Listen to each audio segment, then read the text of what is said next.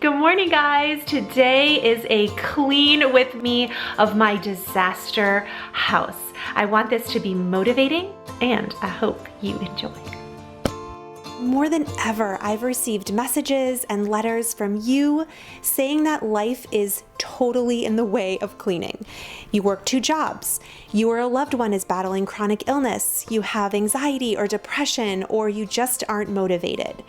And I can honestly relate to so many of these. So in the spirit of all things this channel embodies, real organizing, real people, and real budgets, I have 5 power tips to help reinvigorate you while I clean my house, literally my entire house.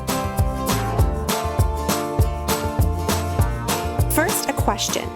Why do you want a cleaner house? Most people say, because I want to quit living in a mess. It bothers me. I'm exhausted. So let's head out to my garage just for good measure. Berating end goals never get me far. They honestly just leave me feeling sad.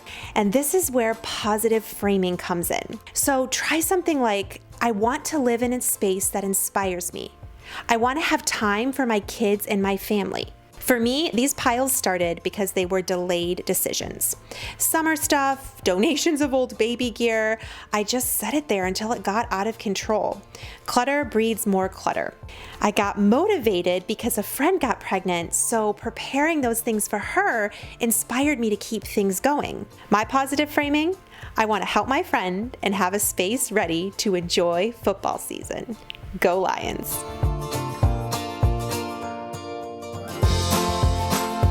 And here's the next cool thing. Once you get started, you want to keep going. Research shows cleaning boosts endorphins and reduces stress. And as I get started, it brings me a lot of comfort.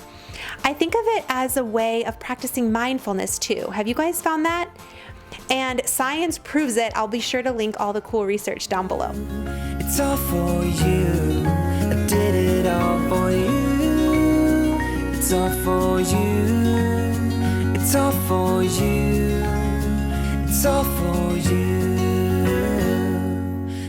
Cleaning also boosts confidence because the more you do it, the better you get. And I find that most people, including me, can be intimidated by cleaning because you don't feel naturally great at it. So have some fun. Try new hacks or affordable products. I love putting a rag on my broom and spraying it with dusting spray to clean my baseboards. This is a new one to me and I cannot get over how good it is. It's all for you.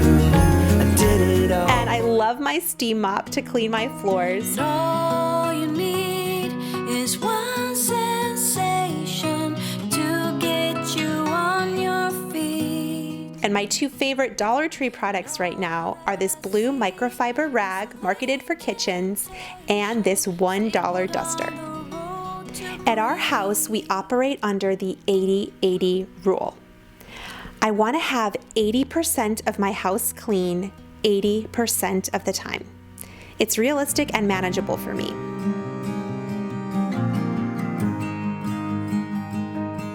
I tend to do daily tidies, and then one zone of the house I deep clean the best I can for that day.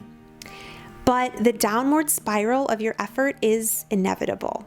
So remember, you aren't a failure. I try to pick little places I can stay on top of as I go, but inviting some mess in 20% of the time, that's my way of letting perfectionism die.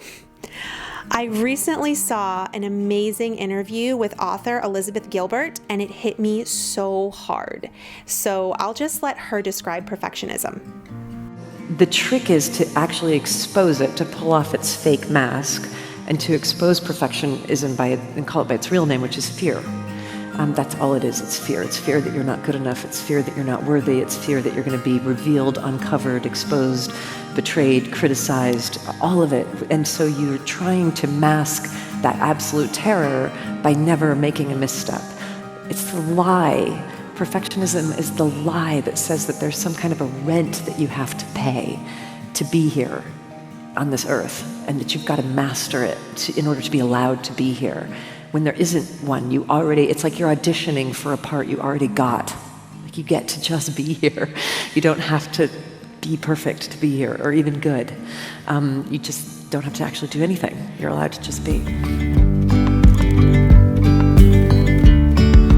Yesterday, there was sun and there was rain, beauty in the mundane.